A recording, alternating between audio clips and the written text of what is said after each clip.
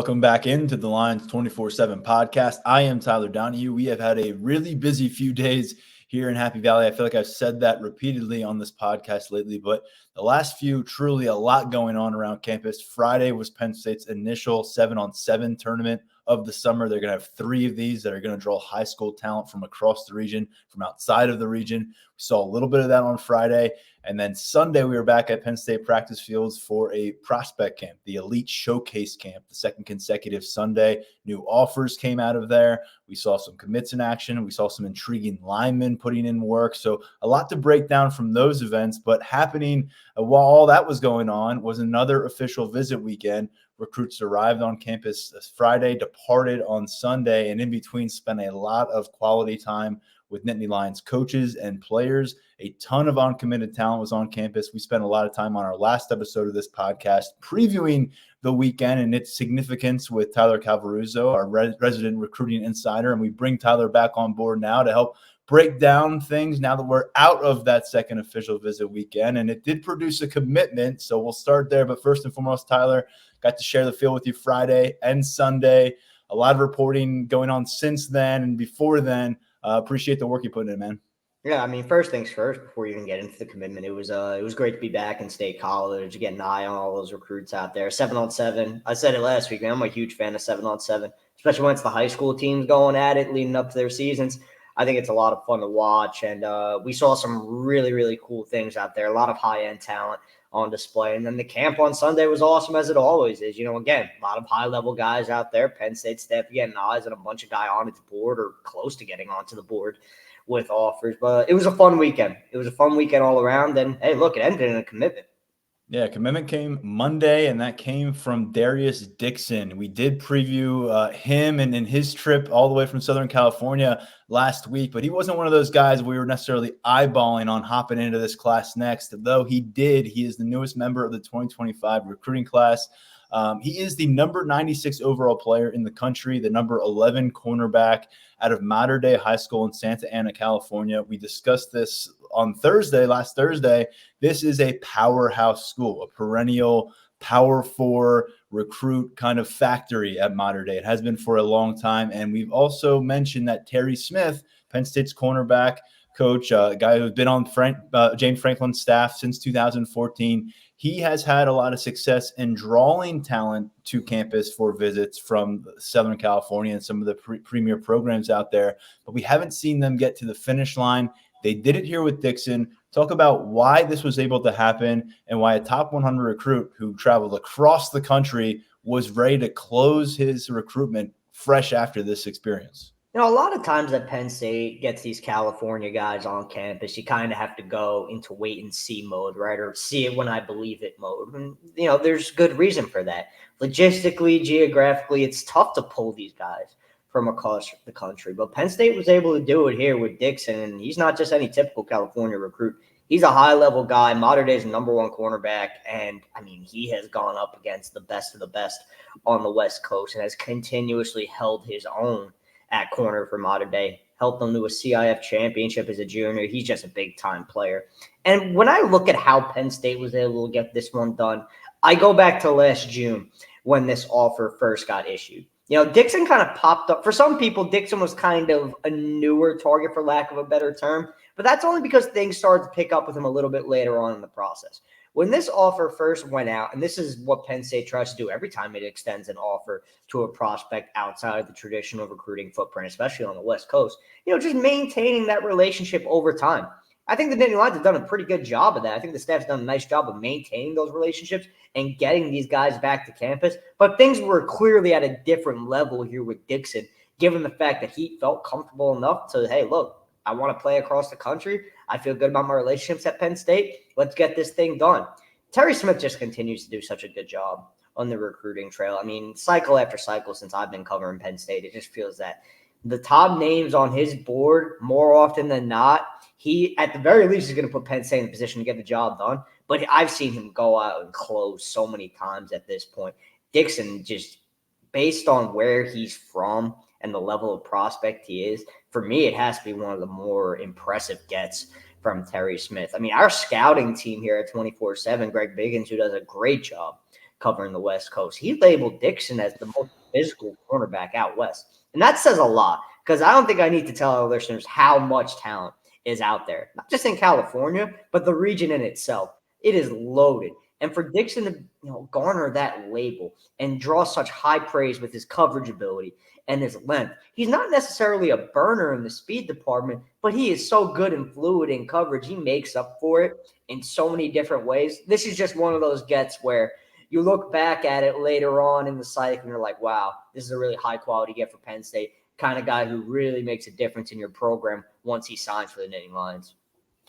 Certainly the scouting reports that have come from our 24/7 Sports scouting team, and you mentioned Greg Biggins, who specializes in the West Coast, describing the veracity that he is bringing at the cornerback position. I know this is a trait that Terry Smith, when we talk to him a few times per year, really likes to spotlight in this development of his younger cornerbacks. When guys turn the corner, maybe it's because they embrace that physical notion. I mean, they like to recruit guys who have already embraced it at the high school level. A.J. Harris comes to mind, the newcomer from Georgia. I mean, you watch his high school film, there's a lot of big hits out there. It's a big reason why he was recruited to the defending national champion Georgia Bulldogs as a 5-star recruit.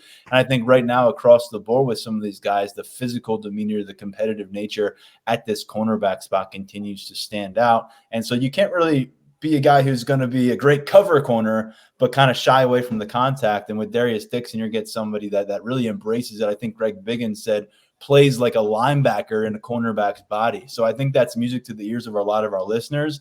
It's great stuff for this secondary. But bigger than that, big picture here, top 100 player going in 3,000 miles just about to play ball for Penn State. There are some players that are closer to home within the region that have gone elsewhere lately or are going to be going elsewhere maybe this week. Michael Carroll is now off the board, going to Alabama, an in-state offensive line target, a Nittany Lions legacy. How do you counterbalance some of that juxtaposition where there's people, specifically those who are on our message board at Lions247.com, who are upset about some of these misses from familiar names? How do you balance that with adding a talent like this from so far beyond your footprint? First things first, it's been sort of a weird cycle. When you look at some of the talent in the Northeast and specifically in Pennsylvania, maybe Penn State hasn't cleaned up as it usually does, but you also have to keep in mind, if you're a Penn State fan, it has become a national brand. So you're able to expand outside of your recruiting footprint and go beyond the places where you typically land kids and give yourself a chance with guys like Dixon, who are high-level players. I've always been a proponent of getting talent wherever you can. I completely understand the importance of keeping the top guys in Pennsylvania. That is always going to be the priority for James Franklin and his staff, and for good reason. You want to take care of business in your own state. You want to keep the best players in Pennsylvania home, get them near your program, and that's something that you continue to build on.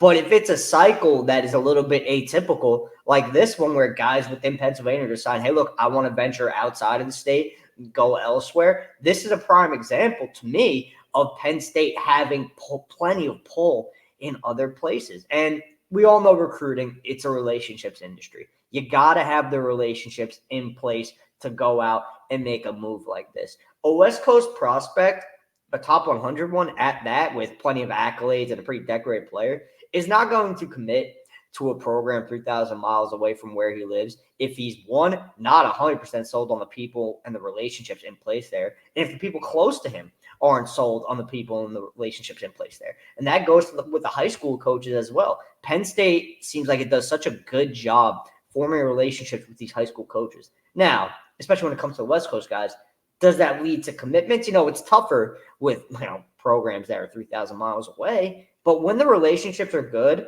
and you get a guy who is legitimately interested in entering the mix like Dixon was during his official visit this past weekend, that's kind of how it comes together. So, again, just a reminder to all Penn State fans, Nittany Lions can get the job done outside of their region. Would they like to do it in the region? Yeah, and they've done plenty of that this cycle. But, if they got to go outside of Pennsylvania, go outside the Northeast to get a guy that they really, really like, they're going to do so.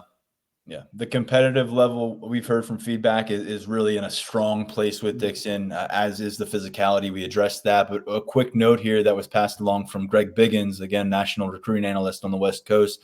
This is a 6 foot, little shade over 6 foot, 180-pound cornerback here, but he's got a 6'6" wingspan. So you want to talk about the length, and we know that they like to load up on length in that secondary. We've seen it on the field. You're going to see it again here in 2024 this fall. Dixon really matches up with a lot of that profile. He had a final three of Penn State, Tennessee, and Washington heading into this official visit. And I know a lot of people who have covered this kid closely, much less us here covering Penn State, were surprised that the Nittany Lions were able to overtake some of these other programs. He canceled a trip to Tennessee after making this decision. And out of those three programs, Penn State was the only one who hadn't had him on campus. So it's remarkable what can change. Tyler, would you qualify this as the biggest surprise of the 2025 cycle to this point? And I guess when I say surprise, we're talking of the positive variety for Penn State. Yeah, I think so. Because again, I mean, even if you go back, if you're listening, you go back and listen last week, the way I was talking about Darius Dixon, I think I was kind of in wait and see and, I'll see it when I believe it mode for myself, just because of everything that goes into getting back from California and the history of recruiting guys from California and then leaving campus and wind up going elsewhere, whether it be closer to home or in the SEC. So, yeah, I would definitely say it's probably the most pleasant surprise of the cycle. It's probably right ahead of Alvin Henderson, the 4-star back from Alabama. But, yeah, it's definitely I don't want to say it's one that caught me necessarily off guard, because I did feel of the two California visitors from this past weekend, Daryus Dixon and Phillip Bell, wide out from Mission Viejo. I did feel that Dixon, if one was going to pick Penn State or venture outside of the West Coast, Dixon was the more likely of the two. And then now here he is on board with the 2025 class, Darius Dixon making the call. He is now the top-rated member of this class as well. And you look at 24/7 sports rankings. But there's other good news to get into when it comes to Nittany Lions and feedback coming out of their second official visit weekend. And we'll stay in the defensive backfield, because before Dixon popped up as the name to commit coming out of this group, Josh Johnson was someone that you and I were discussing on the camp field on Sunday as his official visit came to a close. There seemed to be some positive buzz there. Where is the momentum right now between Penn State and the defensive back from Ironton, Ohio? Penn State pretty clearly has the momentum with Johnson at this point. He started things with an official visit to Louisville to start his summer, and that went well. But he made it to Penn State, and I had the feeling going into that visit that the Nittany Lions were at the top of his list, and I think the weekend really solidified it for him. Now, still has visits to Arkansas and Iowa on the slate. We'll see if those happen. Sources who are familiar with that recruitment have indicated they might not. So I think if that remains the case and it comes down to Louisville and Penn State, I like Penn State to get this one done. I have the crystal ball pick in, reflecting that 24/7 national analyst Alan True, he's in on that crystal ball pick with me as well. Things are looking really, really good here for Penn State. And when it comes to who Johnson is as a player, there have been a lot of questions on our board about, is he a corner? Is he a safety? We're looking at him at corner. He's been one of Terry Smith's top guys throughout the cycle. Let me say this. Penn State really, really loves its evaluation here. They think Johnson is vastly underrated. I believe we have him as a 3-star prospect with an 86 rating on 24/7 right now. They believe he is a significantly better prospect than what the recruiting services have pegged him as. And that's how it goes sometimes. These staffs, they see traits that they like, and their evaluation differs from what we have here on our end. They're building their boards how they see fit and how they want to build up their program. Johnson has been a priority. They really love what he brings to the table. He has squashed any potential speed questions that were surrounding him leading into his senior year. So this one's just looking really, really good for Penn State. Not just from, they're trending for Johnson, but they're trending for a pretty good player, I feel. And with that 6'3" frame and the physicality that he brings to the field as well does Johnson, you may set yourself up for something we've seen over the years here at Penn State with Terry Smith and now Anthony Poindexter, whether it was Keaton Ellis, Zakee Wheatley, more recently Lamont Payne, where someone finds a home initially in that cornerback room, gets comfortable covering on an island, and then is able to take maybe those physical traits that are better suited for safety, take what they learned from here at cornerback, and then all of a sudden they're more complete as a second, third, fourth-year player at that safety position. It's worked out. I'm not saying that's the definitive pathway here, but I think it's easy to kind of maybe read into that projection long-term when you talk about the size here in play. And staying in the secondary, because a couple guys straight up said Penn State is my leader in conversations with 24/7 Sports coming out of the weekend. national analyst Brian Doan caught up with some guys on Sunday, and we'll start with another defensive back in Rashad Johnson. Another long-distance visitor came up from Florida for his visit. He's the number 25 safety, a four-star prospect in 24/7 Sports Assessment. And again, left saying that Happy Valley is where he's looking toward in terms of his top favored destination at this stage. Yeah, newly minted 4-star at that. He just got the bump, and I think he's a top 24/7 candidate moving forward. Johnson's a guy Penn State would like to get on board. They really like his skill set, and it seemed like things went very well with him over the weekend, speaking with people who spent a little bit of time around him. Penn State was really impressive to Johnson and his family. It was only his second trip to State College. His family joined him on this one, and it went really, really well. Now, moving forward, it's kind of reminds me of the Grayson Littleton recruitment a little bit. How is Penn State going to withstand the other programs Johnson is set to visit? And when I say that, I'm thinking of two programs specifically here in Georgia and Texas A&M. Georgia's just jumped into Johnson's recruitment with an offer here quite recently. They're going to get him on campus this week. And he was originally slated to make it to UCF. That went off his schedule. So anytime you see a guy scrap a visit in favor of another one, and with that program being, newer in his recruitment at that, I think it says something. And then A&M, the following weekend, A&M has been involved with Johnson for a while now. So does Penn State have the power to withstand those two programs? That's what I'm watching here with Johnson on these next two official visits. I'm not quite sure if the answer is going to wind up being yes, but what we do know for a fact coming out of this weekend is that Penn State has put itself in a really strong position with Johnson at this juncture.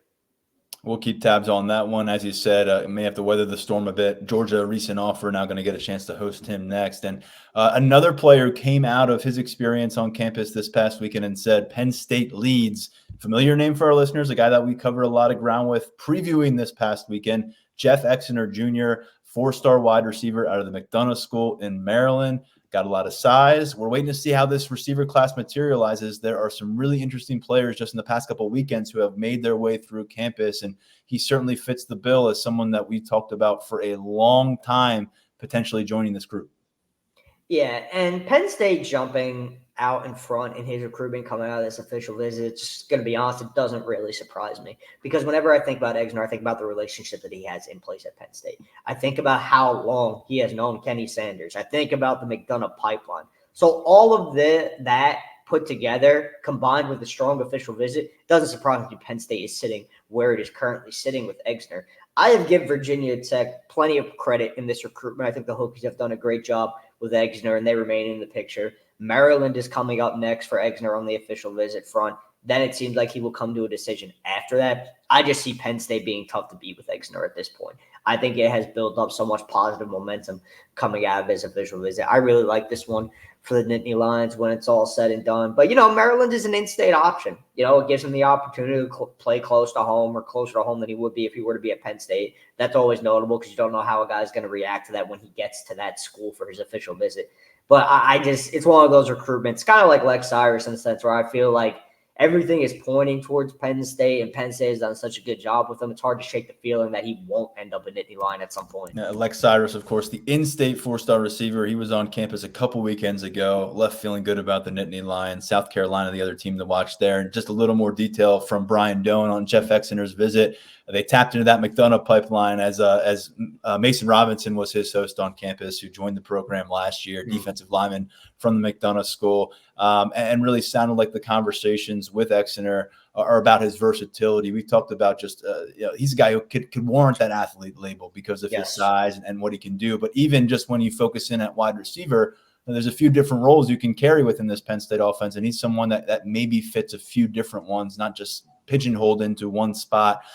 So it certainly feels like a one that Penn State is in the driver's seat. And not just because he said it, but because of all the stuff we've gathered here.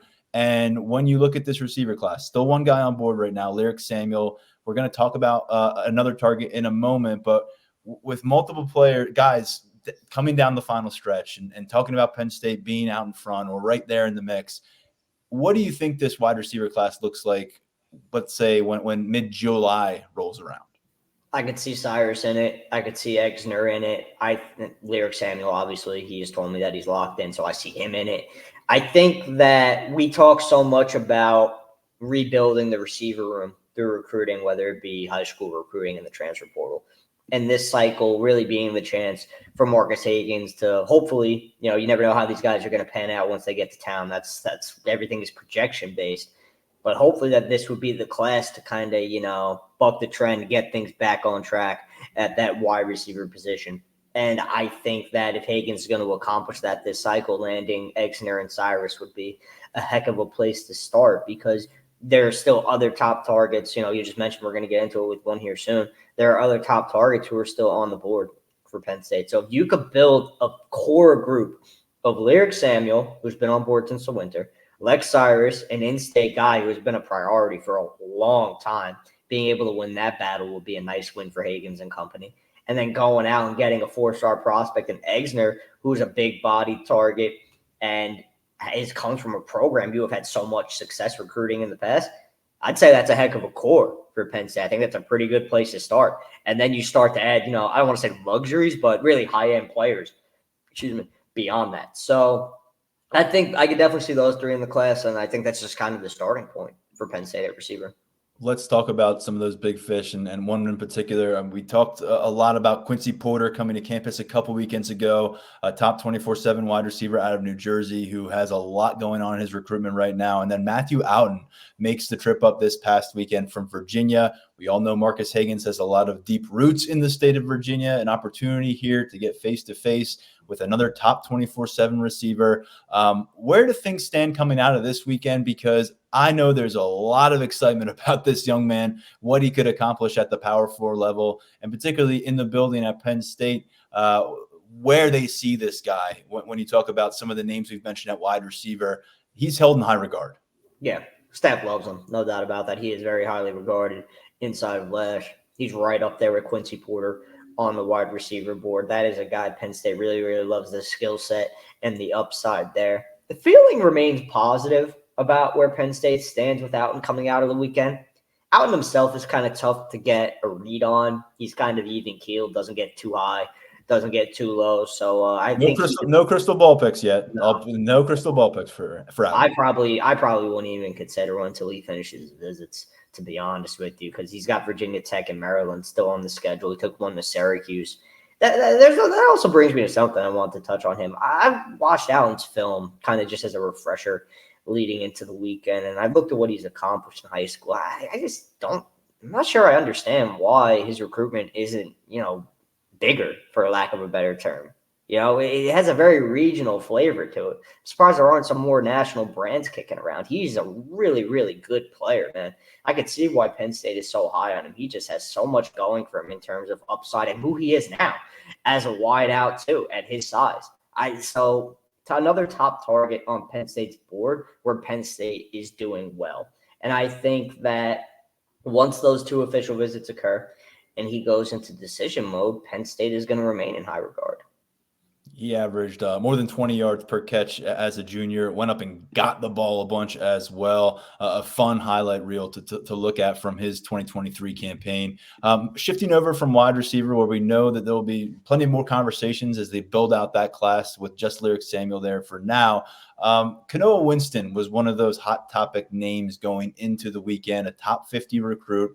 He plays the safety position, which is where you'll find his older cousin, KJ, maybe a first-round pick eventually out of Penn State, probably an all Big Ten caliber, if not an all-American caliber player here in 2024. And he's been to campus a bunch, and we've talked about him a bunch. But of late, and especially going into this official visit, it sure felt like maybe the magnetism was being felt strongest from Ann Arbor, Michigan. Did that change coming out of this official visit? Where do we think Winston is, and how important is he for this recruiting process in 2025? Because we've talked about new safety names popping up and different defensive backs with versatility that have really climbed the board. And so I'm just curious to you, because we've talked about him for maybe a year and a half, 2 years at this stage. How important is he summer 2024 for what they want to accomplish with this 2025 class? Penn State's in on a lot of good safeties. We talked about Johnson. Braswell Thomas and Jadon Blair are going to be in for their official visits towards the end of the month. Antonio Branch is a target who has already made an official visit. But let's not shy away from the fact that Kanoa Winston is a top 50 prospect with ties to the program. Penn State has been high on him since he was, an underclassman, if I'm recalling correctly. So I think there's been a lot of intrigue surrounding him for a long time. So he's definitely one of those top names on the safety board. And this is still a battle for Penn State coming out of the official visit. It's a Michigan-Penn State battle at that. Oregon and North Carolina have loomed with official visits for Winston, but this is a Michigan and Penn State battle, it feels.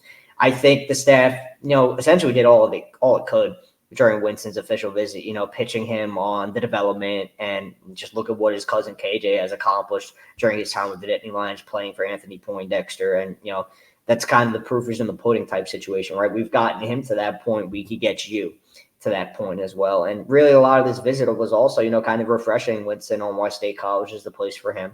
It was his first trip back in a little while, and he has been to other places, hasn't been in town a little bit. So it was a chance for the staff to, give him a nice reminder of why Happy Valley could be the spot for him to spend his collegiate career. But right now, again, Penn State-Michigan battle. We're going to have to see where this one goes. I got to say, though, Michigan has built up a ton of positive momentum really throughout the spring, heading into his official visit, which occurred last week. And Wolverines have done a very nice job recruiting him, and they have put themselves very much in this picture with Penn State. As you can tell from this conversation, folks, plenty of moving pieces in Penn State's defensive secondary plans for the 2025 class. It's a group that we will continue to monitor as commitments come through one direction or the other, and we'll continue to talk about it here on the podcast. But I wanted to finish off our official visitor recap discussion here by looking on the defensive front. Couple out-of-towners, and by that I mean way out of town. You had Kansas edge rusher Jaden Woods on campus, and you had Florida defensive tackle Jarquez Carter back in Happy Valley. Two separate recruitments, but I wanted to present them both to you since we're dealing with Deion Barnes territory now, position coach. Where is Penn State with Carter and separately Woods as they move into mid-June? Well, with Carter, Florida guy. He made it to Florida the previous weekend. That visit went well. But Penn State did a really, really nice job with Carter while he was on campus. He's one of those top names on the defense, in the interior defensive line board for Deion Barnes, probably the top at this point based on some of the feedback we've received. Penn State really, really likes Carter's upside. He's going to go on to check out the likes of UCF, Ohio State, Miami. I'm interested to see what comes of the Miami visit, interested to see what comes of the Ohio State visit. I think Penn State has put itself in a pretty good place here with Carter. But again, kind of one of those situations where you're going to have to withstand some pretty big hitters moving forward. And with Woods, again, I think it went well for Penn State. I think it accomplished a lot of what it wanted to accomplish. But I continue to hear that buzz that he's going to stick somewhere in the Midwest. I'm looking really hard at this Purdue official visit coming up this weekend for Woods. I think the Boilermakers have done a nice job recruiting him. That's one to keep a pretty close eye on, but another situation where Penn State's right in the mix. All right, so Penn State completes its second big official visit weekend, gets to Monday, gets a commitment, now at 14 total pledges in the 2025 class. That's the number 12 class in the country right now. Tyler, how much do you think these final two large official visit weekends are going to set the stage for that number to jump in a significant way from 14 to, I don't know, potentially in the range of 20 by the time we get to kickoff this fall? These next 2 weekends are very interesting to me in terms of the guys who are making it to campus. Because if you look at this weekend's list, the bulk is, commits. It's commit weekend for Penn State, and there are definitely some high-level prospects and top targets on the board who are going to be on campus for Penn State, but the bulk of the group is commits. And then next weekend, if you look at it, there are a few top targets, guys like Jadon Blair, who I already mentioned, Jay Lofton. But some of those guys, where things go will depend on where some other dominoes fall or don't fall. It's going to come down to in their own recruitments too. Do some of these guys even make it to Penn State because they've gone off the board elsewhere? We've already seen that come to fruition on a couple different fronts. Adam Chauvelin, the St. Thomas More product in Connecticut, he went off the board to Stanford. He was supposed to visit that weekend. Rowan Byrne was supposed to visit that weekend. He's an offensive lineman from New York. He's off the board to Clemson. So there's always the possibility that guys who are lined up for that visit weekend might not even make it to campus because they commit elsewhere first. So I think it could go a long way in shaping the class, depending on how things play out with the likes of Andrew Olish this weekend, the likes of Jameer Joseph, top 24/7 corner from New Jersey this weekend. But I think the first two official visit weekends of June for Penn State were the big ones if you look at the guys who were on campus. And again, it has only netted one commitment so far, But I go back to what I said last weekend, where it might be a little bit more of a slow burn in the sense that Penn State has positioned itself well with a lot of these guys, but they still want to take visits, evaluate all of their options before coming to a decision. And I stand by that now here where we are. I think Penn State is still trending nicely for some guys who still want to see some other places. I think they have the ability to kind of weather the storm and withstand and win some of those battles when it's all said and done. So I'm looking at those first 2 weekends as the big ones. But again, with this upcoming weekend, which, we've got plenty to discuss on that front later on, moving forward this week, there are definitely some big names that Penn State's going to have a chance with. We will take a closer look at that list with our second episode this week. We also have a 7-on-7 tournament and a very large one at that coming through campus on Friday, along with a big man challenge that's going to feature linemen. So some things to look forward to. We're also going to have some fresh feedback from Penn State's coaching staff on our second episode this week while we're previewing it a bit here. But getting back to our current episode, Tyler, we'll move on from the official visitors and appreciate your insight on that. There's a lot more context to find at lions247.com. Feedback from a bunch of these visitors, what we're hearing from Lash regarding how the weekend went, a lot over there right now. But meanwhile, as these guys are getting carted around campus and having their experience, Penn State staff is juggling a couple pretty big events. You've got Friday, the debut of the 7-on-7 tournaments for the summer of 2024. Almost 20 teams were on campus for that. And then on Sunday, you had well over 100 prospects on campus from all sorts of classes at the high school level. Some of them had Penn State offers. Some of them left town with Penn State offers. We had Penn State commits in the mix. But I think we'll start with that 7-on-7 tournament back on Friday, Tyler. And we got to begin with the guy who delivered an MVP performance that afternoon, Samaj Beals out of Roman Catholic High School in Philadelphia. Someone who's had a Penn State offer for a while, picked it up in May of 2023. He's had a bunch of Power 4 offers for a while now, but getting eyeballs on where he is right now physically, fundamentally, as a leader, as a third-year starting quarterback for Roman Catholic right now was really interesting to watch. They ran the gauntlet, finished, I believe it was 8-0, 9-0 on the day. Didn't lose to anybody, took the trophy home back to Philly. And Samaj Beals, who's actually out of South Jersey, Millville, New Jersey, spoke with us when he got home that evening or on his way home, just about the experience and about his recruitment process. And I got the feel right now, Tyler, that he is far more concerned about building his body of work and proving his quarterback craft right now than he is about logging unofficial visits to different schools and playing that game and coming to a top 5 schools kind of thing. He's on a mission right now, it seems, through the camp circuit. He's got the 7-on-7 action. He went from Penn State on Friday down to Duke, our old friend Manny Diaz down there. They had a 7-on-7 tournament Sunday. So I think by the time he gets to his junior season, he's going to be well set up to be a guy who really can blow it up for himself in national rankings, can really make a run with Roman Catholic, and they take on a heavy regional schedule. I believe they're going to play DeMatha Catholic out of Maryland this year. And so it's all on the table for him to take advantage. And if what we saw on Friday was an indication of where he's going to go, this is a name that everyone needs to be monitoring within the region at the quarterback position. He's up to 6'2", 175 pounds. He was about 6'1", 160 last fall as a starting quarterback sophomore year. Tyler, you were right there with me. I was kind of tracking him throughout the day more so than you, but by the end of it, everyone was pretty fixated on Samaj Beals, from James Franklin to Andy Kotelnicki to quarterbacks coach Danny O'Brien, because he got down to those final 2. And in the semifinal round, throws 4 touchdowns. In the championship round, throws 4 touchdowns, makes some clutch throws on on 2-point conversion tries. Overall, I thought it was as impressive and complete a performance at the quarterback spot we've seen in a Penn State 7-on-7 tournament in my 8 summers covering these things. I don't think we covered one in 2020, but that includes Caleb Williams, an eventual Heisman Trophy winner, coming up to campus with his Gonzaga squad. And there's maybe a caveat here. It was a smaller tournament, less than 20 teams. Next week's tournament, or I should say this week's tournament on Friday, expected to be maybe 3 times that amount of programs involved. So there's something to be said for that aspect, but overall, he couldn't have done much more to showcase where he's at in his development right now. Nah, he was awesome. I don't think there's really any other way to put it or any other way to look at it if you were there. I mean, the touch on his throws was very impressive. He moves the pocket well. He directs traffic really nicely. He's come a long way since the first time I saw him in a camp setting.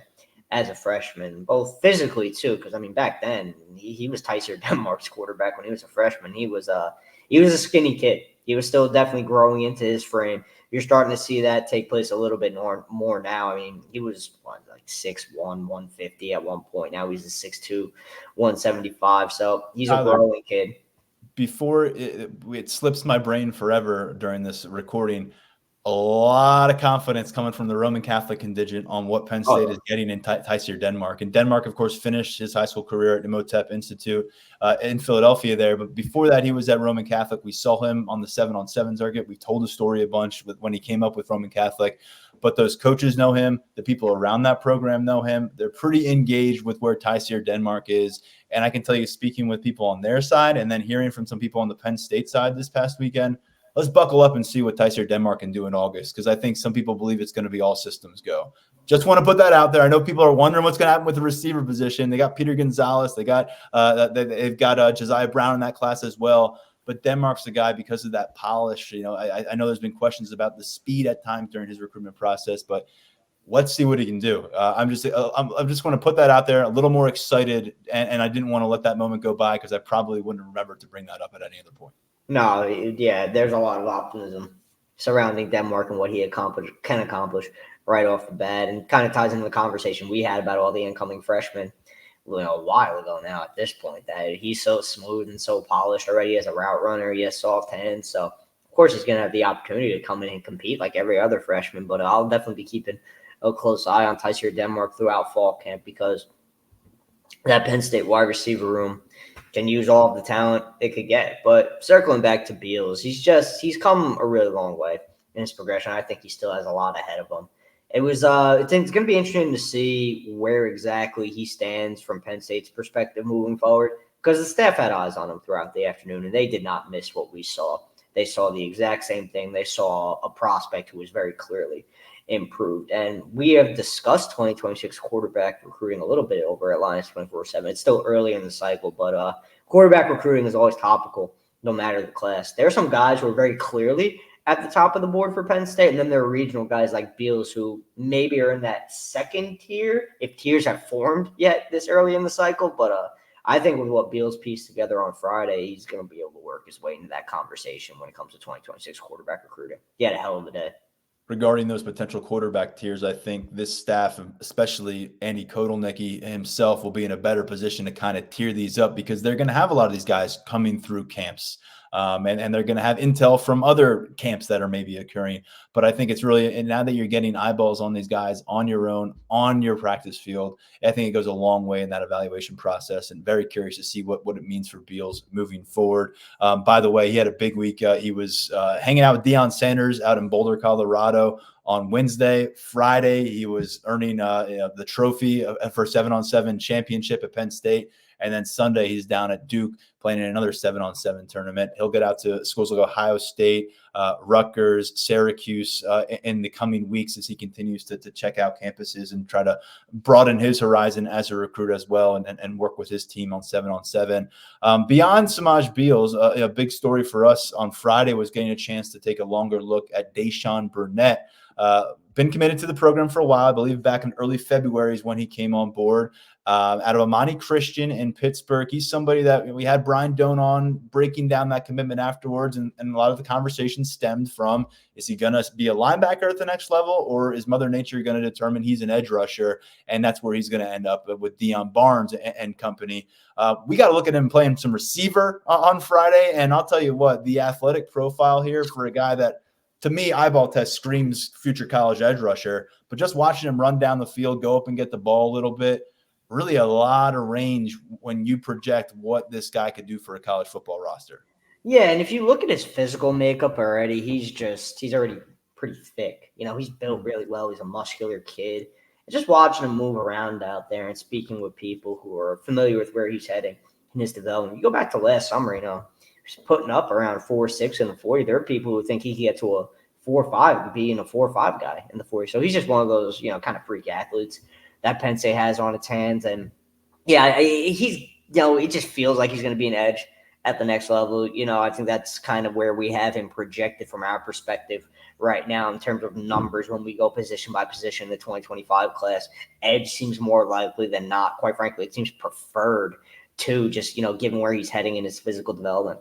Tom Allen was keeping a really close eye on him throughout the day. Whenever he could, he had his eye on Burnett playing linebacker. And when Burnett plays linebacker, though, you can see, why that has been his position throughout his high school career. He drops pretty well into coverage. I saw him when they played Middletown High in Delaware. He came from across the formation to make a play in backside pursuit. That's not something you typically see out of guys who are that size. So I could definitely see why Burnett has been a standout linebacker throughout his high school career. Where Mother Nature takes him in terms of growth will ultimately determine where he winds up at the next level.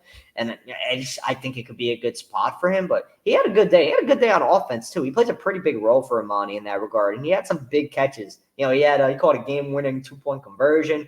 He had multi-touchdown games on multiple occasions. So impact player on both ends. It's going to be fun to watch his senior year.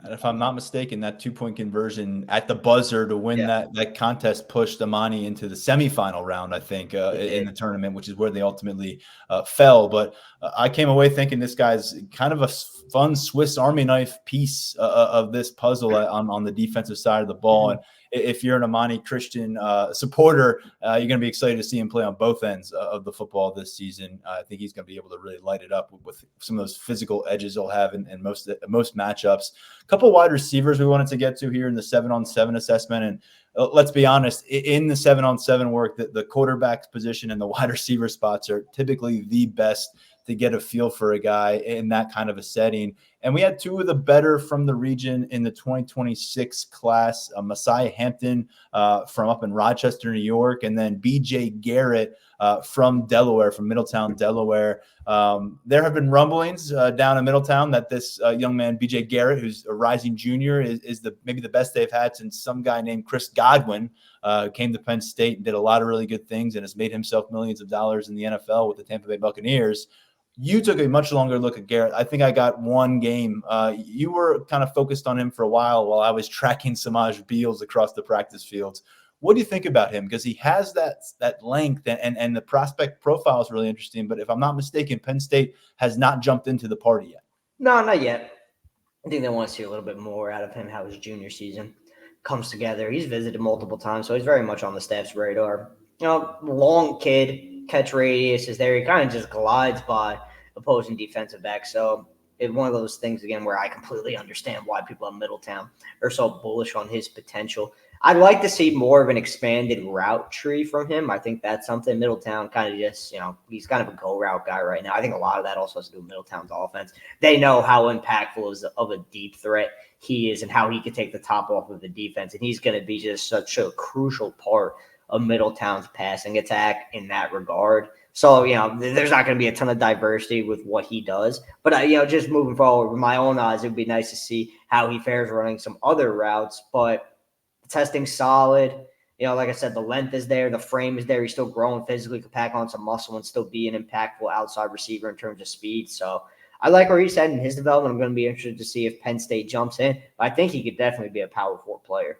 Yeah, it's 6'3" range right now, halfway through his high school career. Not a thick guy, but more of a long build. And so look, it's a pretty modest offer list for him at this point. I think some of his Power 5 offers, Duke, Pitt, Syracuse, West Virginia. So we'll see. This won't be the only camp he attends. So he's somebody I'm wondering if he's got to go out and prove something more junior year to really start garnering that interest, or if he can start to assemble some offers here over the course of the summer. It's been a bit of a holding pattern, it seems, maybe on his offer list, going from really solid to being one that you have to keep track of. And we'll see if Penn State gets involved there. The other does have a Nittany Lions offer, Messiah Hampton, discussing him from James Monroe High School up in Rochester, New York.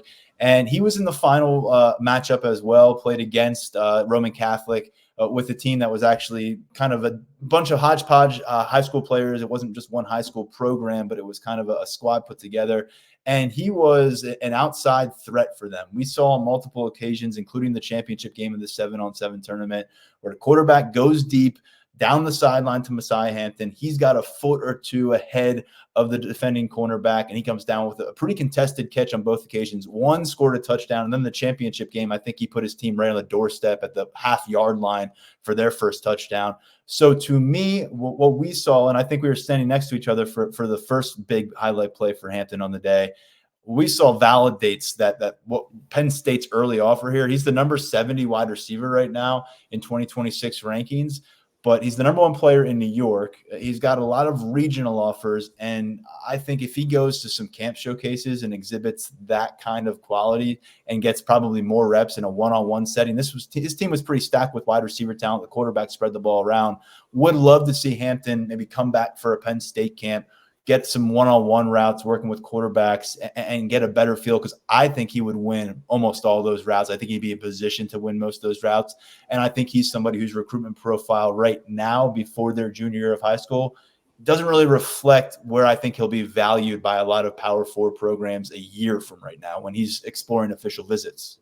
No, I think his stock is definitely on the rise. And, you could see Penn State has been in on him earlier than most. And I think that'll be something that kind of looms large with Hampton as he continues to go throughout his process. He's already been to State College a bunch of times, has picked up plenty of familiarity with the staff, the relationships there seem to be good early on. I mean, what we saw on Friday, he plays for a really good change in the community 7-on-7 program in New York. A lot of Rochester guys, James Monroe High guys on that team. And he was one of, if not the best on that team. Amari Cologne, who's a Syracuse commit, was also really good that day for changing the community. But Hampton, he's just one of those different kind of guys at wide receiver, high points the ball well, goes up and gets it, makes really nice plays. And when the DBs are really smothered all over him, he's good in making contested catches. I'm interested to see more of the testing numbers on him moving forward. I'd like to see where he's at in that regard. But game speed wise, when he's running routes, he breaks them off well. He's quick off the line, has a good release. So all of the traits you like to see in a young receiver, Hampton has them. Let's go over to one more name from the tournament. It's a long-term name to know. Back to Imani Christian, one of the teammates of Deshaun Burnett. And again, you got eyes on him, and you said, take a look at Gabe Jenkins, and he was impressive moving down the field. A 2027 recruit, projected to play cornerback, but he's also somebody that, with the ball in his hands, it's exciting to watch. Yeah, he's actually pretty intriguing as a receiver, too. I'd only ever seen him as a corner leading up to this, working the secondary, but he gotten some good work at wide receiver, too. We talked about that Deshaun Burnett, that 2-point conversion as time expired against Middletown. That doesn't happen if Gabe Jenkins doesn't go up and make a contested catch over a receiver in the corner of the end zone, right, just the play before that, the final play of regulation. And I posted that on social media for everyone to see. It was a really impressive catch, one of the more impressive catches of the day that I saw myself. And there's a reason he has an early Penn State offer. A bunch of regional programs are in on him as well. His profile, I would assume, is going to continue to rise. He's one of many young, talented players that Imani Christian has that are on Penn State's radar. David Davis is a 4-star in our system. He's a top in-state priority in the 26 class. He was there on Friday, didn't participate, but he'll be a top guy for Penn State moving forward. Guys like that, guys like Jenkins, we're going to be talking about them a lot moving forward.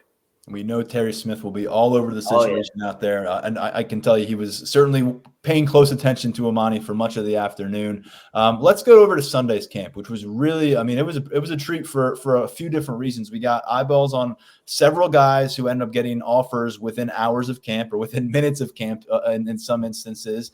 And we got some eyeballs on commits, and we got to see some really promising young linemen in the trenches going through one-on-one work, working with Phil Troutwine and Deion Barnes. Let's begin with two high school quarterbacks who picked up offers but have very different storylines here. And let's go with Brady Edmonds to begin.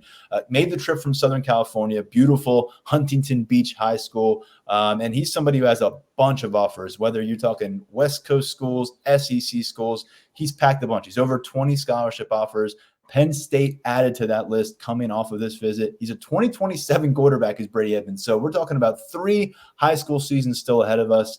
But when Penn State's offering this guy after camp, and seemingly everybody who sees him is offering, Edmonds is going to be one of those names that ends up near the top of those rankings and kind of sticks with us all the way till he's in college as one of those premier young passers. Yeah, he's going to be one of the top quarterbacks in that 2027 And class. yes, he has blonde hair. I know people were wondering, the Southern California quarterback, you could see him a mile away, radiant blonde hair. Yeah, he fits the Huntington Beach stereotype quite nicely. So good on him for that, and good on him for what he accomplished on the field Saturday and Sunday. He arrived in town on Saturday, and I'd say that was pretty impactful for him. Got the chance to spend a couple hours with quarterbacks coach Danny O'Brien. Those two sat down, went over film, talked about Penn State's outlook offensively for 2024. Edmonds feels Drew Aller is going to be a real leader and real top-end quarterback for Penn State in this upcoming season. I think that's what he gathered from his conversation with O'Brien. And he got the chance to tour facilities. That was something that really impressed him. I don't think he was quite expecting what he was going to see. He was pretty blown away with Penn State's facilities. He labeled it to me as some of the nicest that he has seen so far early in his recruitment. And he's been to some pretty notable programs. So the fact that he's saying that speaks volumes. And I feel that, it's early. And again, California kid.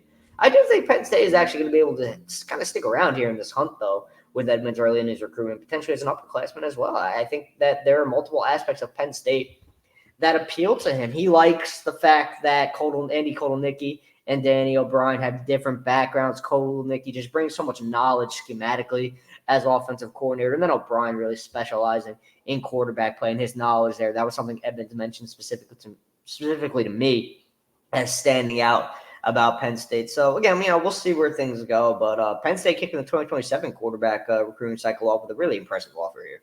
Kotelnicki showing the energy that we've heard about, that we talked about. You can see that on the camp circuit as well when he's working with these quarterbacks. And he had two of them after this camp was officially over. James Franklin and the coaching staff have all the campers outside, and they're going through their goodbyes and kind of the final messages. Meanwhile, in Haluba Hall, you've got some interesting things happening. You've got not only the quarterback that we just discussed and Brady Edmonds working with Kotelnicki, but then you've got Peyton Falzone, quarterback for Nazareth High School, guy that has a lot of length. I believe he's 6'5" as a rising junior, 200 pounds. And he was running some routes for Edmonds and throwing the ball back and forth a little bit.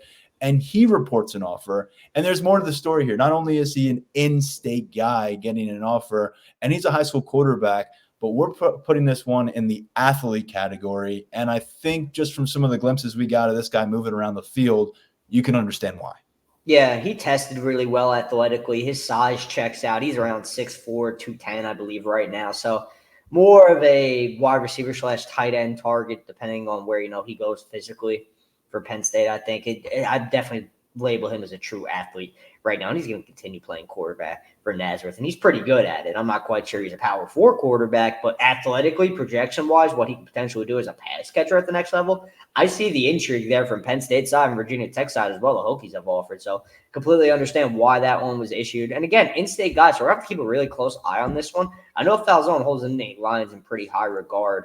He has spoken pretty highly to me of the program in the past. So now that an offer's on the table, we're going to have to see where things go. But one of the more interesting offers, I think, to come of Sunday's camp, given the manner in which it was issued on a projection standpoint at a different position than the one he currently plays. Yeah, you talk about Virginia Tech offering, Penn State offering. Well, Tyler Bowen, who was here when Penn State was bringing in Tyler Warren, who was a high school quarterback down in Virginia. Not surprising to see Tyler Bowen, who's the offensive coordinator for Virginia Tech now, being involved in this recruitment process. And with Falzone, he's a 2026. I don't know if we made that clear going in. So he's got a couple years ahead of him, but really instantly, immediately becomes one of the more intriguing in-state prospects because of this positional fluidity. And I find it really compelling that Andy Kotelnicki didn't wait. They got some testing numbers that verified some things to them, but it's not like this guy has a big sample size of playing a variety of positions. I think it speaks a lot to the imagination of Andy Kotelnicki.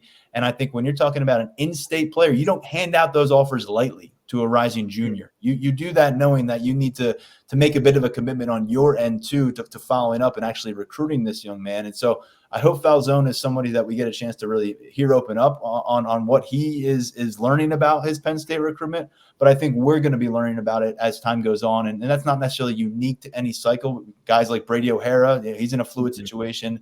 We talked about it year by year, but maybe he's somebody that fits that mode in 2026 now. I think he could definitely fall into that category. And the in-state dynamic one to me, it's always interesting on multiple fronts because you have to balance not handing them out, toss them around like they're candy for pretty obvious reasons. Then you also have to consider the risk of, a guy gets to your camp, he tests really well, he feels good about what he accomplished. He's been around a bunch early in his recruitment. He feels like he had a good day, and then you don't offer. Some guys, everyone's an individual in recruiting. Some guys handle that differently than others.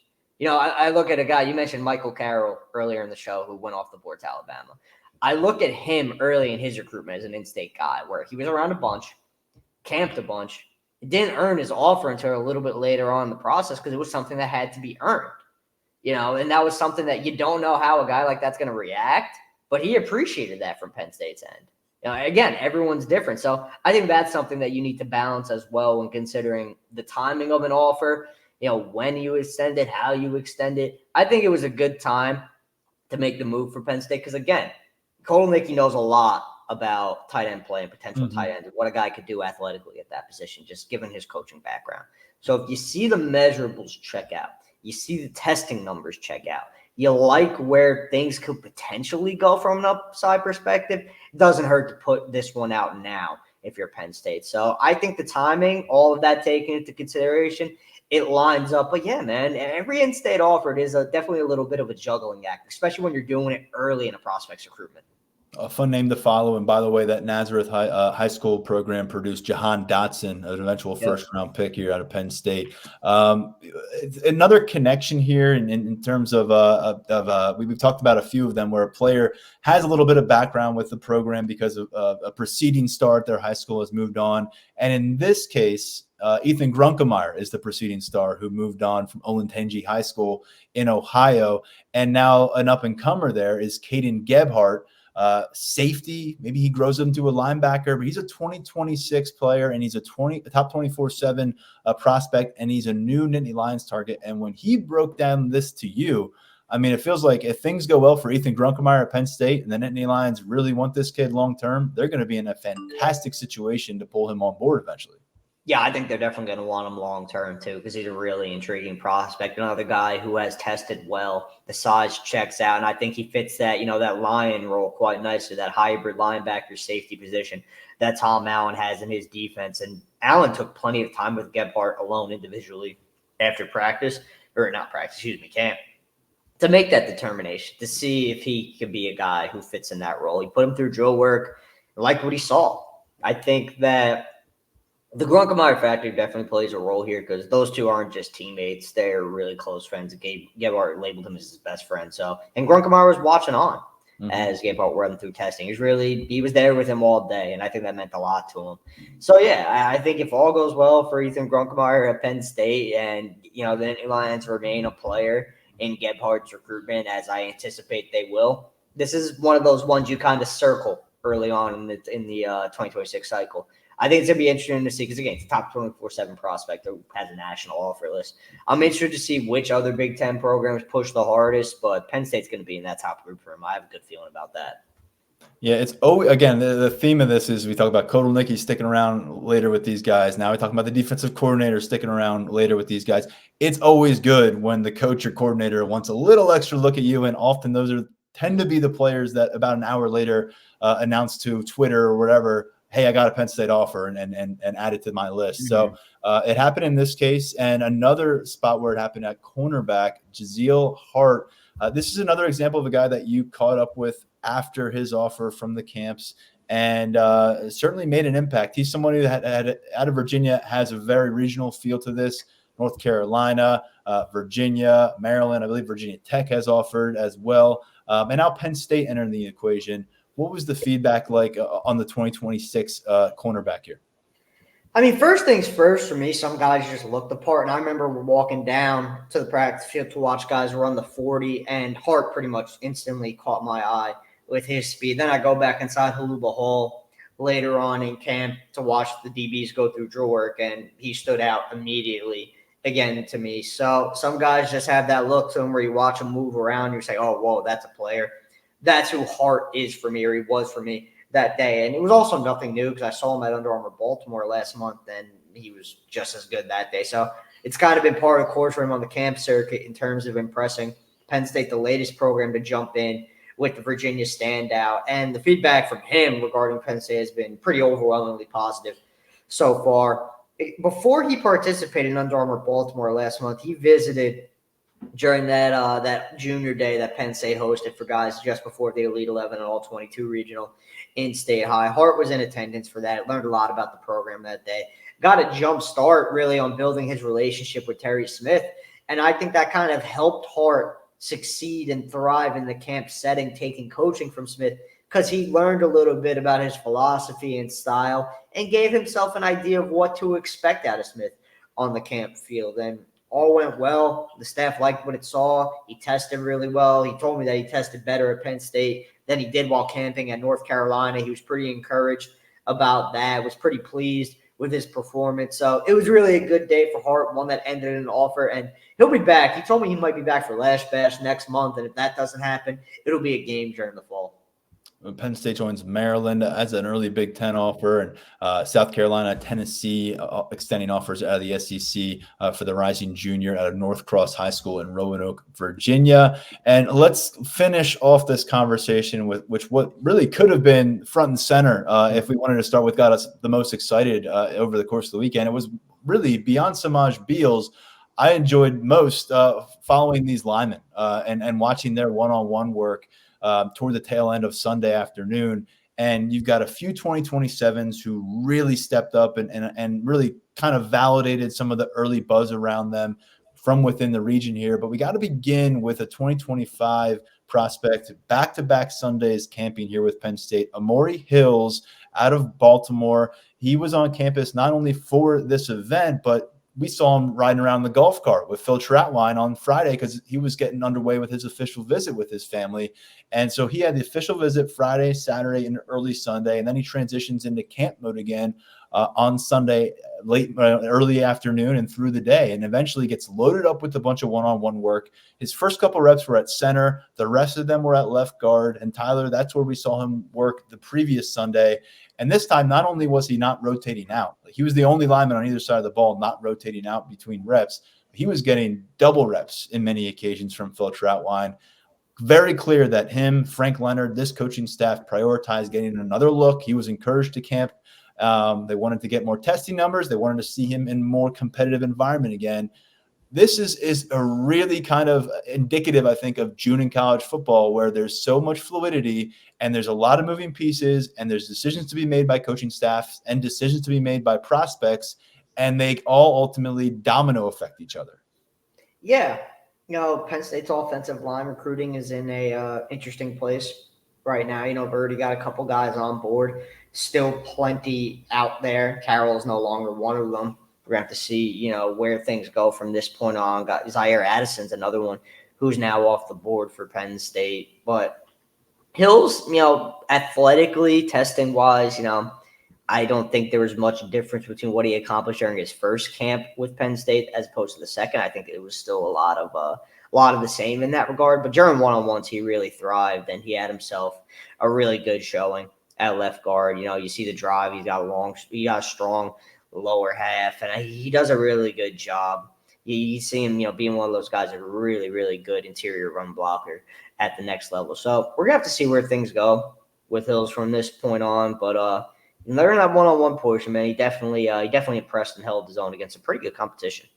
I thought he got better. He thought he built some momentum as that period went on, and obviously he got a ton of work. And he was getting live, real-time coaching from Frank Leonard, from Phil Trautwein. Guys like Cooper Cousins were there. And by the way, Cooper Cousins is going to be a coach whenever he decides to stop playing football, and that's not going to be for a long time because he's going to be able to play football for a long time. But this freshman offensive lineman, and this is another aside here on the pod, but this guy he shows up to every camp and he is invested, and he's right next to Phil Trautwein, and you could confuse him for assistant coach, and it's pretty remarkable considering he's in his first summer on a college campus right now. So anyways, getting away from Cooper Cousins and toward the future of maybe Penn State's target board here a little bit, an offer went to Damari Simeon.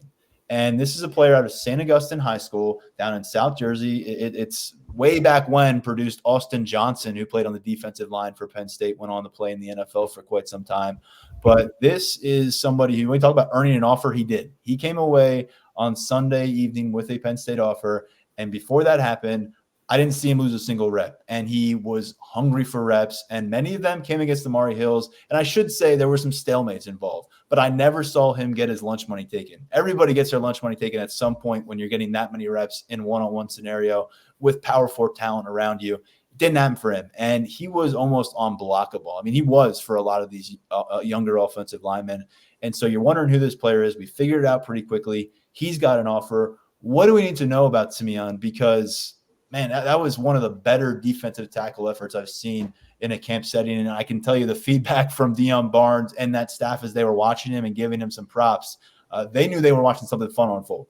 Yeah, he was a pretty clear favorite of Barnes and the staff on Sunday. My first thought on Simeon was, we're talking about Hills having a strong lower half. I mean, I'm watching Simeon line up, and you can just see his leg, where he gets his drive from when he plays. Oh, man, he's a strong kid. It's checking in at like 6'2", 270, and I think his stock is on the rise. More and more Power 4, now, programs are starting to take notice of Simeon, with Penn State really just being the latest. Syracuse just jumped in with an offer recently, so I think he's going to be a P4 guy, and I think Penn State is getting in at a good time. Initial feedback seems to be positive. I anticipate he's a guy who will be returning to campus again for another visit, additional time with the staff in Barnes, but he's one of those guys where off-camp performance alone, offer was probably one of the least surprising ones of the day. It was very much warranted and deserved. And the actual top-ranked lineman in attendance was Carter Scruggs in the 2026 cycle. Penn State target board for a while now, and he's somebody that made the trip up from Virginia. He's number 128 overall in the top 24/7 for that 2026 cycle. And we didn't see him get work in the one-on-one circuit. I don't recall that, but we did see him work a bunch with Phil Troutwine, including the small group that stuck around in Haluba Hall afterwards. And again, you want to be part of those small groups working with the coaches. And so Carter Scruggs back on campus, getting very involved coaching from Frank Leonard and Phil Troutwine here. Can't hurt. I mean, this is another opportunity to build something with a guy who, when you talk about the Mid-Atlantic, even into the Northeast region, you want to combine the two, he's going to be one of those top commodities on the offensive front. Yeah, I'm not sure if it's going to be tackle or the interior for him at the next level, but I think either position he plays, he's going to be a really good player. Well-built, strong hands, looked good going through drill work with Phil Troutwine and the staff. He's been around, I don't want to say often, but he's been around a couple times early in his recruitment, and he has told me point blank that Penn State is one of his top choices early in his process. He's going to be a guy who keeps getting back to campus because he really loves the staff and thinks he can be developed by Phil Troutwine and company. So definitely a guy to keep an eye on moving forward. Had himself a pretty solid camp performance. Then 3 2027s, and I know, I mean, the hardcore recruiting listeners out there are probably loving this. Others are maybe tuning it out because we've had some 2027 conversations, but they look like grown men, some of them, especially Maxwell Hiller. I thought he particularly shined in one-on-one work. He was a Max Preps freshman All-American last year at Coatesville area high school here in the state of Pennsylvania. He will be maybe one of the top-ranked, if not the top-ranked, offensive lineman in this cycle when rankings eventually come out for Pennsylvania. And then Leighton Von Brandt down in Delaware. We talked about him a bit before. We saw him at a different camp in State College earlier this summer. And he's somebody that the length stands out. 6'6", going on 6'7" now as a high school sophomore, who's added about 30 pounds to his frame, going from 230 as a freshman to about 260 right now. And you can see where he's going to need more of that power. He's going to need more of that strength, and he'll find it in the next few years. But he was working at guard, at tackle. Maxwell Hiller was working at tackle, at center. And then somebody that you told me to keep an eye on coming into the day, and certainly he validated as things went on, Jimmy Callis out of Pittsburgh. So 3 players here in the 2027 class. Callis, you'll have to remind me if he holds a Penn State offer. Hiller and Von Brandt do. I believe Callis, though, still waiting on one, right? He's still waiting on one. I think that could change with a really good sophomore season. another guy who drilled really well for Phil Trotwell. He has NFL bloodlines. His father and his brother played in the league, so he's got that going for him. He's got a bunch of P4s in on him early. I think he's a really good player. I love his upside. 6'6", around 275, I believe, right now. Still plenty of room for physical growth. So I really like him. He stood out to me. But, man, Hiller, yeah, I think he's a top 24/7 guy at some point. Not to speak for our rankings committee, but I think he's got that kind of upside to him. He moves so well, and he plays both ways for Coatesville. I think his background a little bit as a defensive lineman actually kind of helps him. Because if you watch him play right tackle, he's still fine-tuning his technique, but anything that's lacking in the technique department, he makes up for it with really strong footwork and really, really impressive agility for a guy who's going into his sophomore season. For a guy at that size. Well, this isn't like we talk about Von Brandt being like, I'm trying to get from 230 to 260 this offseason. Like Hiller's a guy that very well may end up at 300 pounds as a high school sophomore.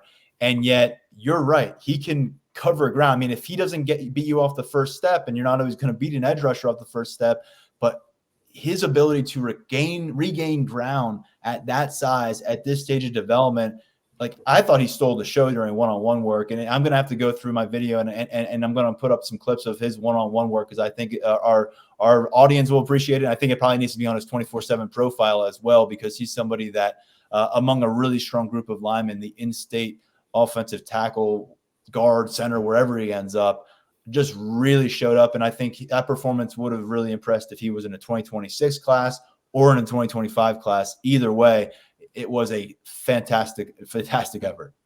Do you think it's a stretch to say he was the best offensive lineman there on Sunday? Because I don't. Look, I didn't watch all. I mean, we watched a lot of the offensive line work. We didn't watch everything, but the one-on-ones, you factor them in pretty heavily to get a feel for a guy. And I just thought he probably showed up for himself the best way in that setting. I think Amari Hills getting taxed with work like that, I thought he held up his end of the bargain for the most part.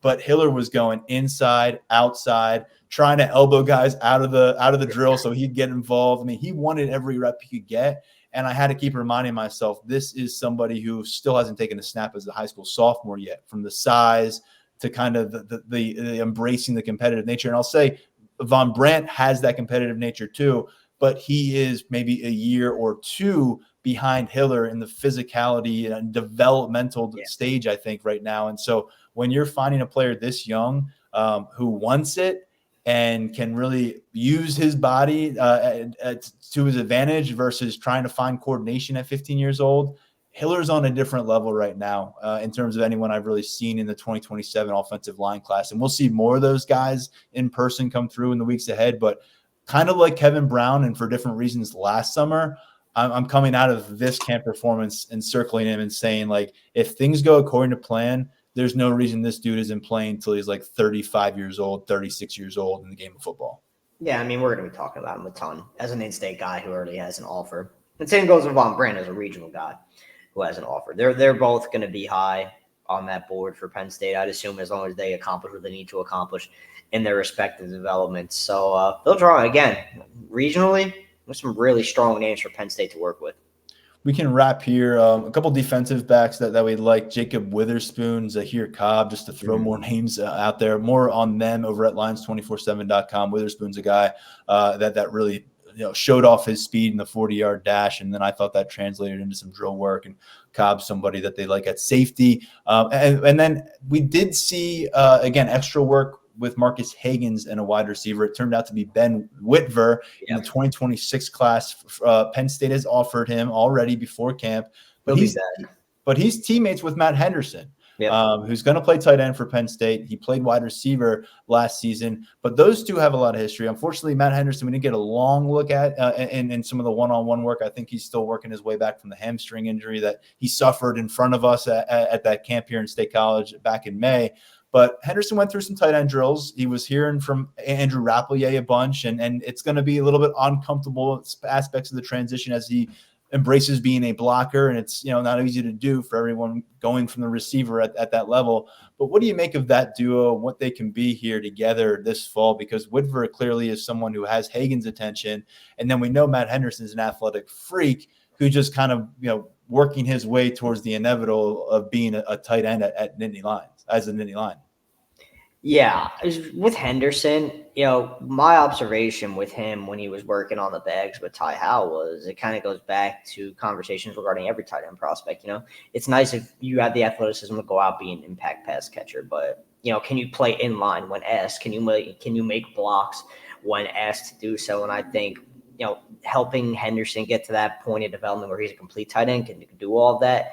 You like to see stuff like that in a camp setting, especially when a guy can't operate at full go. To see him still, make the most of his time, make sure that he can get the most work possible with the staff. I think it was all a plus from him. And Penn State loves him. They love the upside, and they're gonna monitor him real closely throughout his senior year, where he's gonna be transitioning more from wide receiver to tight ends. I'm excited to see where his development takes him. Penn State's really excited about him. They're excited about Whitworth too. He'll be back at camp again in July. I liked what I saw of him on Sunday. There were multiple instances where he was on the receiving end of some not great throws during one-on-one when he had gotten himself pretty open.